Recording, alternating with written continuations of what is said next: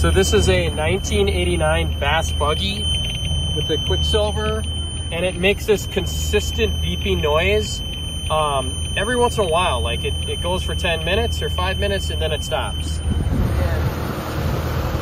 this is a 40 horsepower Mercury engine.